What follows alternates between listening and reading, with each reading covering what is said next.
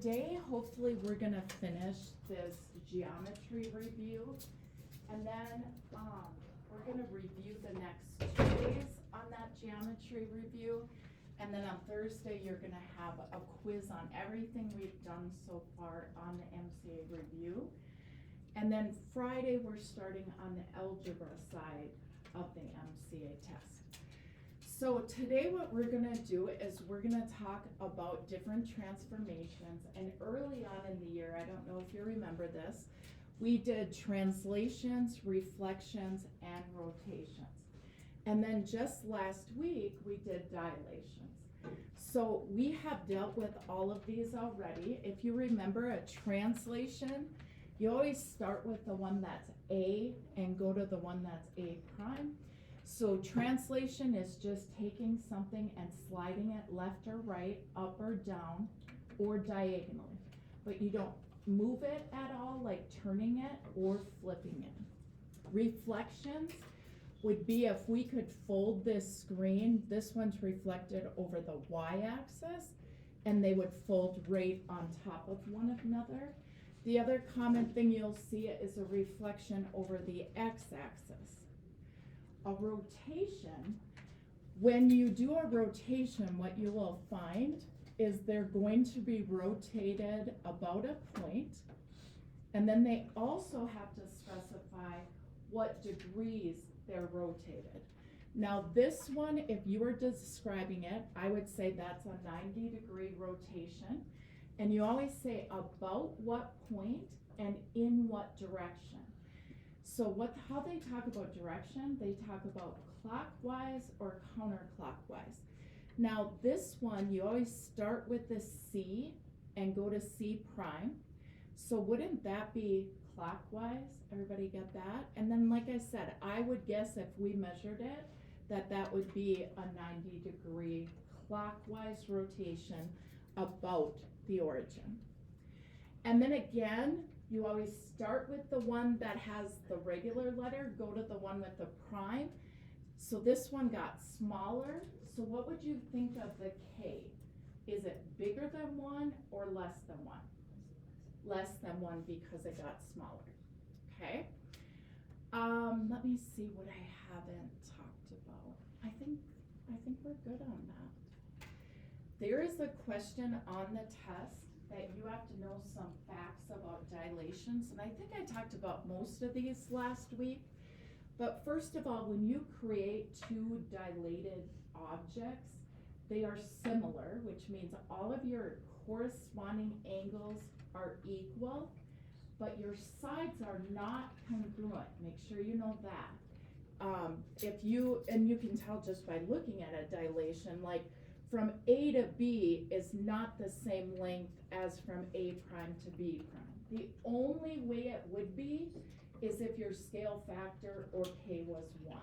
So it's either gonna make that figure bigger or smaller, okay? The orientation is preserved. What they mean by that is never is this gonna be turned at all or flipped over. Okay, that's what they mean by orientation.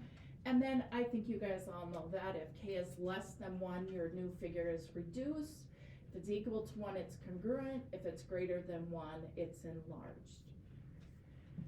So there are a bunch of rules. And last year when I taught this, I just gave them these rules and I said, what I would do is the day before the test is I would try to memorize these. And that's honestly what I did. Today, what I'm gonna do, and you still could do that, you guys, you still could memorize them. But I'm gonna try to give you some tools to use that you wouldn't have to memorize the ones for reflection or the ones for rotation, okay?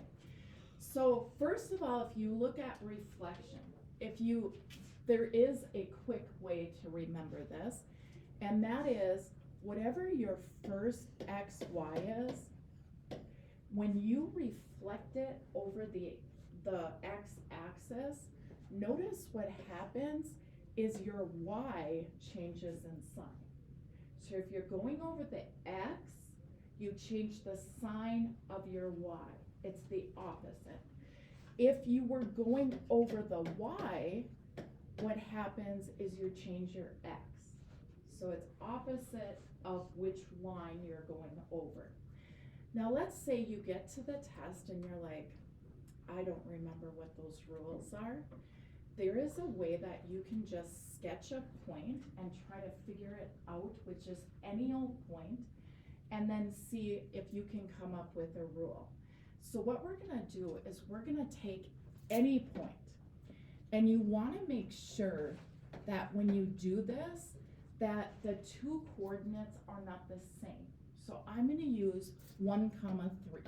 Oh. I'm gonna use 1, 3. And we're gonna try to come up with a rule for when they reflect it over the x-axis, okay?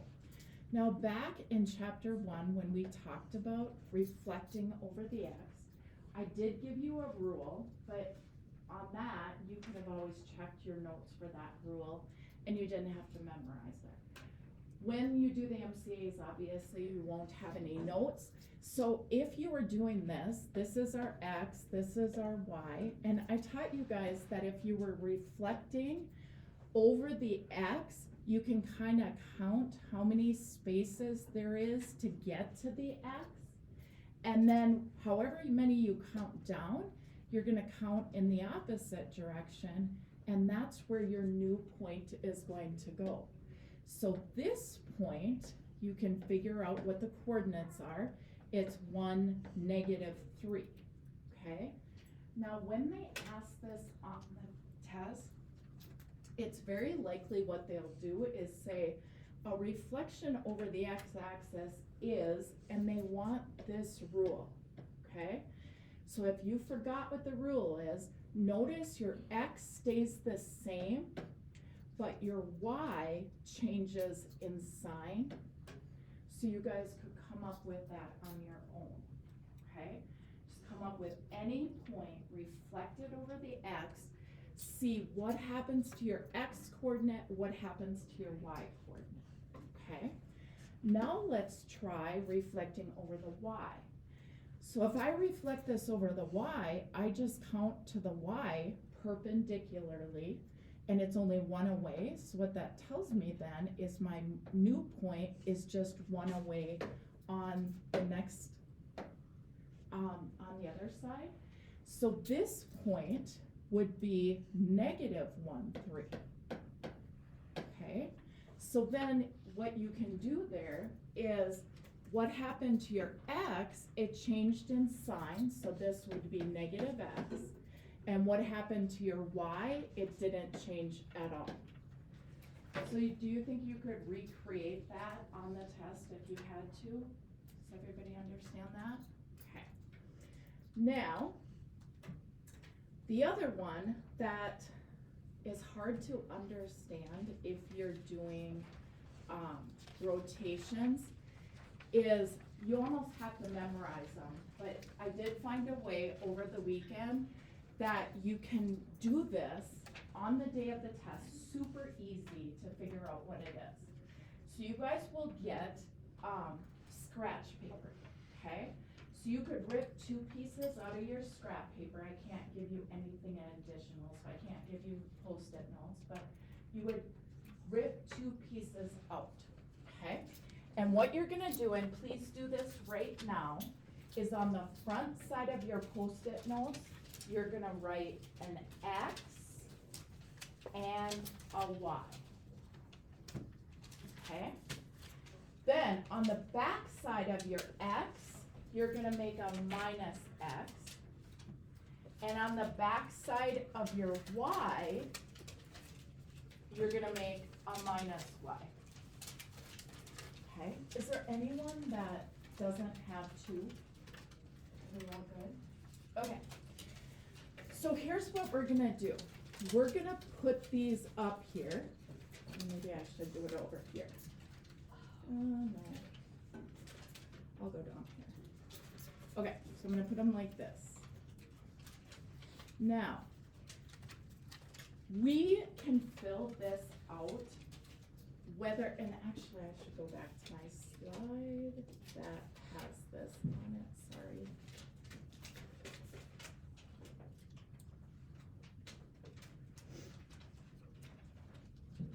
Let's go to this page.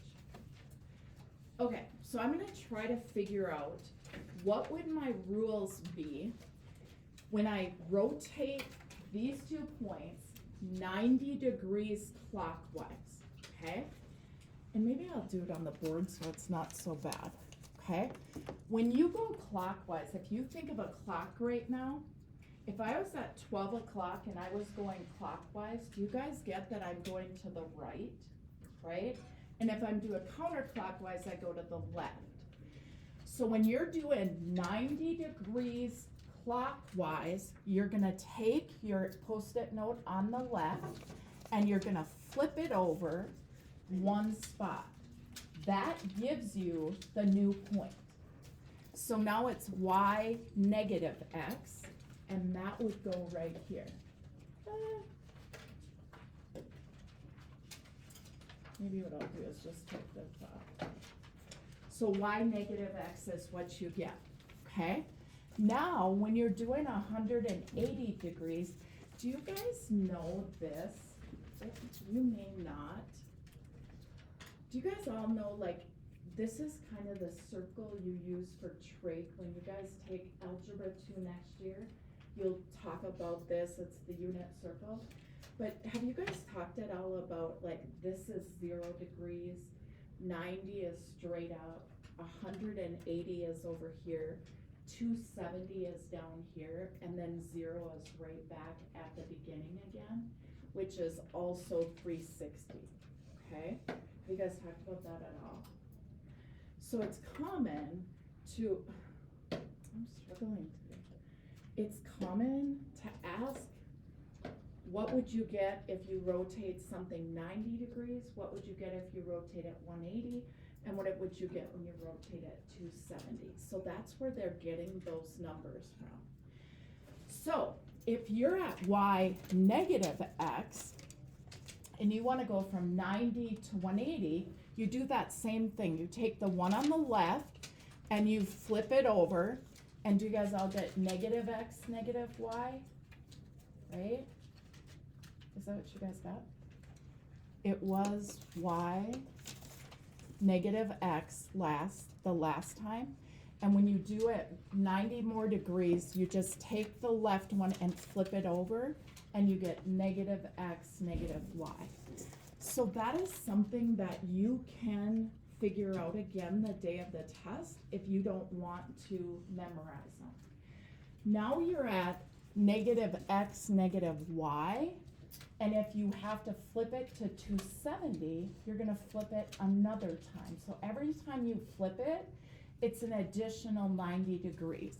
So now I'm gonna take this negative x and flip it, and this time I get negative yx, okay? So this time, it is negative yx. Now, from what I have seen, you guys only have to know the coordinates for the clockwise rotations, but I do want to show you this. If you do it counterclockwise, do you guys know if you're up at the top on a clock and you're going counterclockwise, you're going to the left, okay? How that is different is you start with your points, but instead of flipping to the right, we take our right one and flip to the left. So we take this one and flip it over, and that would give us our first coordinates, which is negative yx.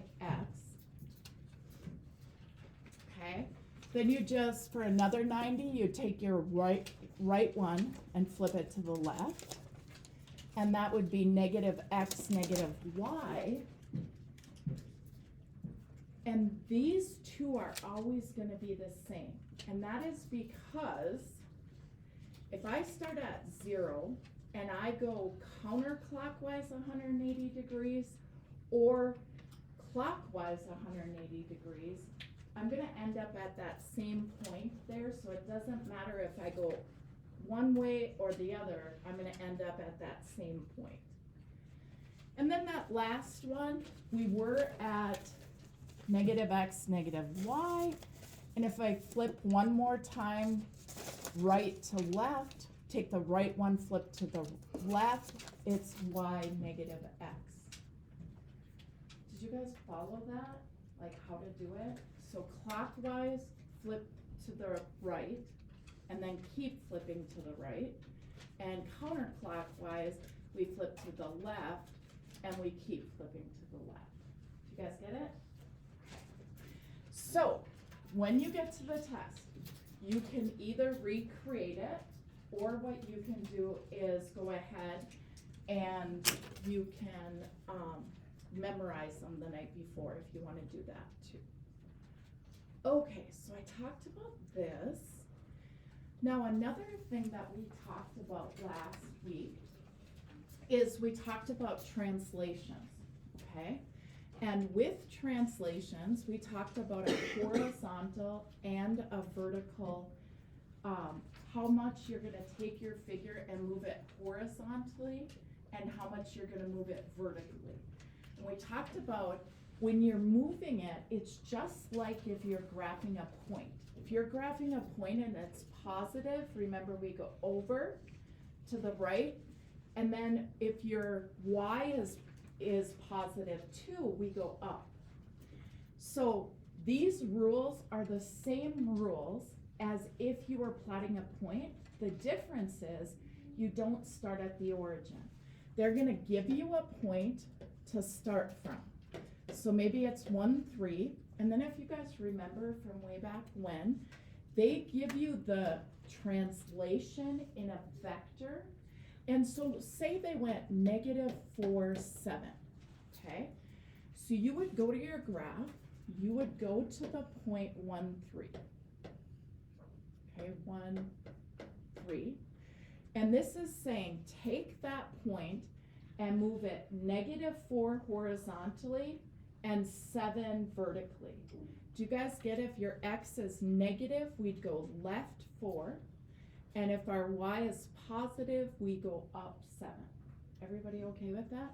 So that new point, I start from here, I go -4 this way, I go up 7. So my new point would be up there.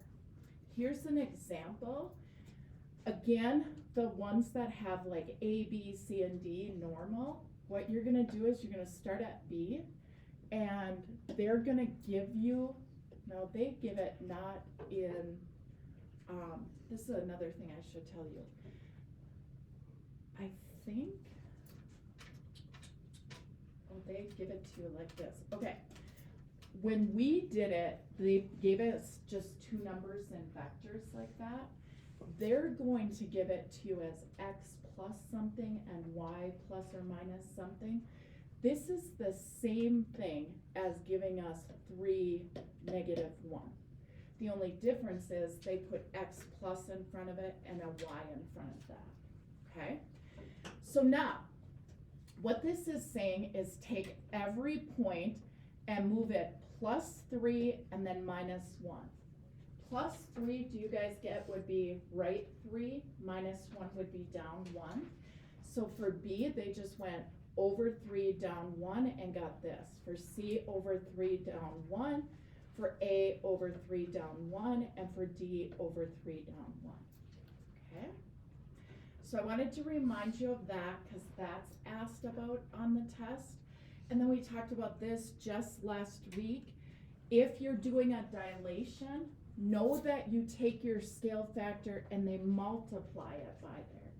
They might say, I know there's an example in these notes that it might be that your K is 5, and instead of going 5x, they go x divided by 5, y divided by 5. What you're doing is you're multiplying by that K, not dividing by it. So this kind of gives you, I talked about the translation, I talked about reflection over both of the x and y. We talked about how do you come up with these rules if you wanted to on the test, and then for a dilation, you have to multiply both of them by some number, okay? So, let's go over some examples. it says for this one, which of the following statements is true? So if this is -7 and this is +2, would we be going 7 units down and 2 units to the right? Do we go left or right first, or do we go up or down first? We go left or right. So do you guys get, this would be 7 to the left and 2 up. You always go left or right first. So this is asking us, is this what we got for 100 degrees clockwise? Was it? You guys look at that? It was. So this could be our answer. This is asking, is this a dilation with a scale factor of 3.5? Do we add the scale factor? No, we multiply it, okay? And then here, when you reflect something over the x-axis, does your x change or does your y change? Y, so it's not that. So does everybody agree this is our answer then? And like these that I'm showing you right now, these are exact questions off of an MCA test that was released. This one says we have a triangle dilated by a scale factor of 1.5 to create triangle A prime, B prime, C prime. Which of the following is not a true statement? If our scale factor is 1.5, would our image be larger than the pre-image? Yes, right? If it's bigger than 1, it's going to be larger. So that is true. We're looking for not a true. Would the orientation be preserved? That just means, like, is it going to turn at all? Is it going to flip at all? Orientation is preserved. Would your segment AB be congruent to one of your other segments? When you dilate, don't those segments get bigger or smaller, right? Is that true then? No. Okay. And then the last one says the angle measures in triangle ABC are equal to the angle measures in triangle A prime, B prime, C prime. And that's true.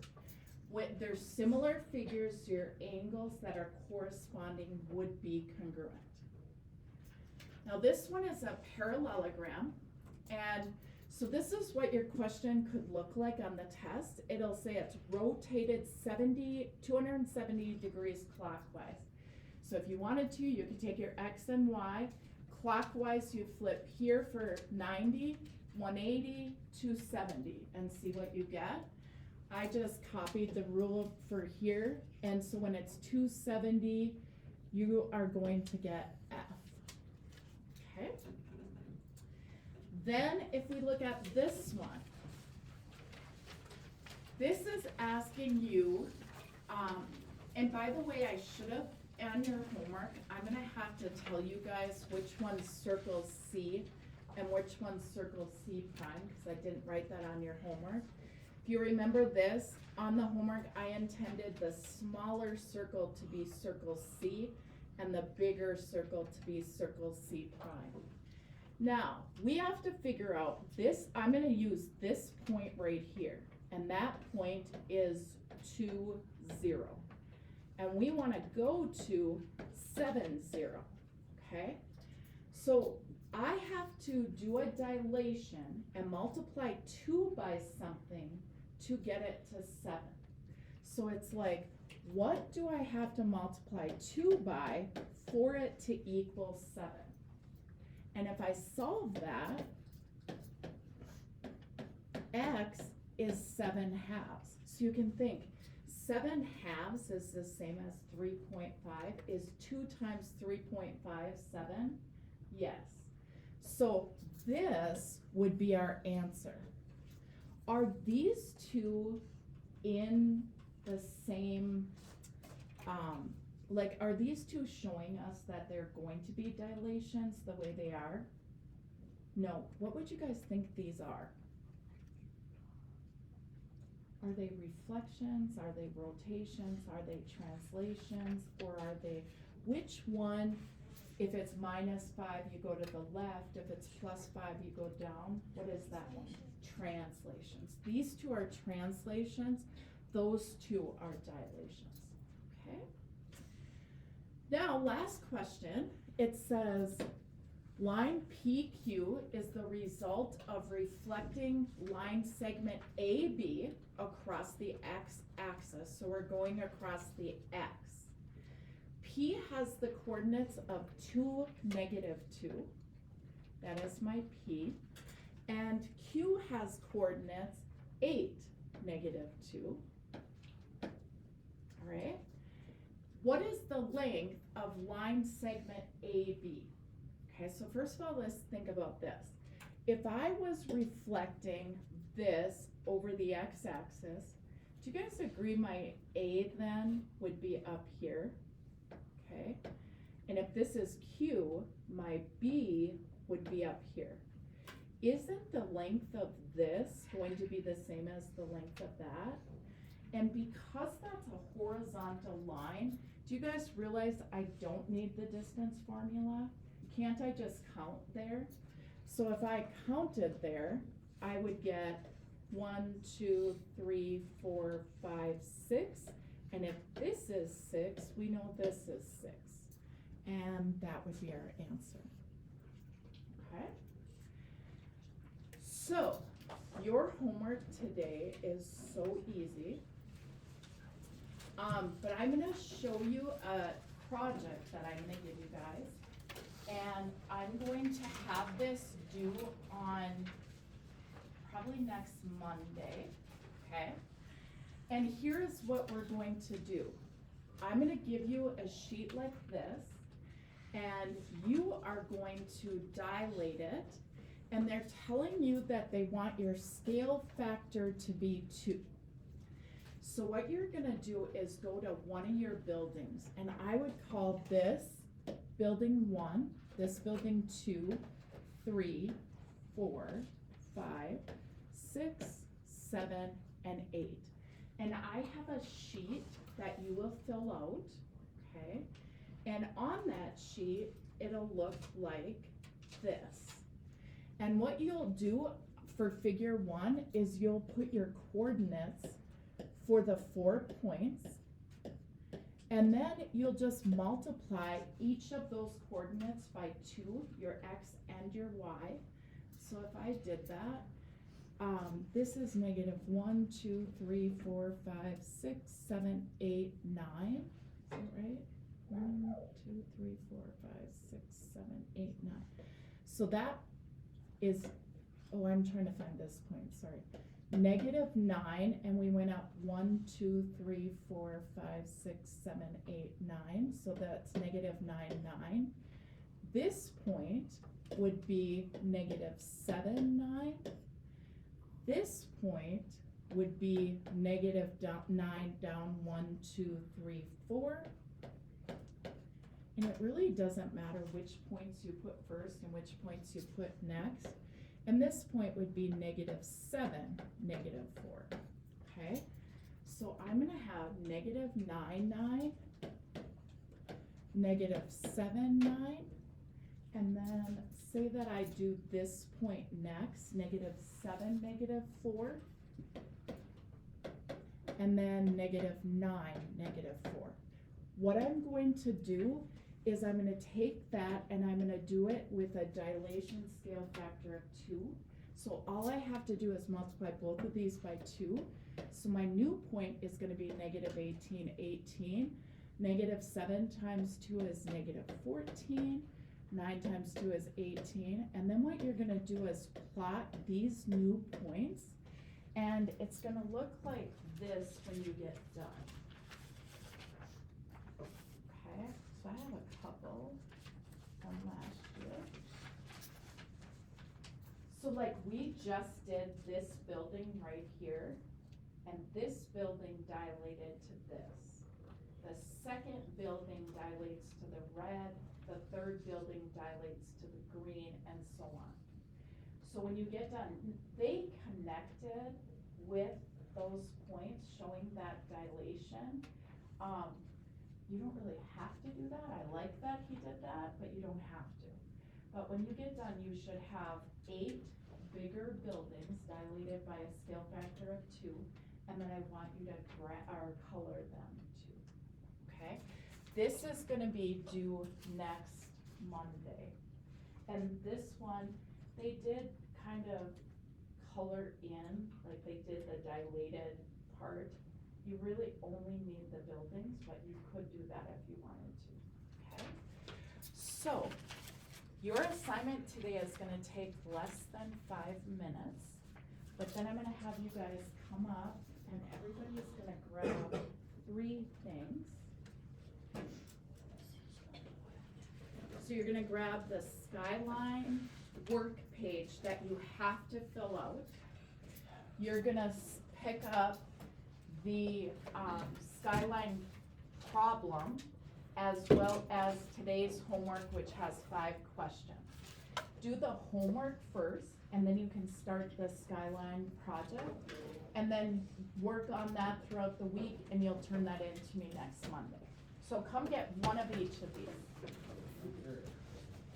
No. Hurry up.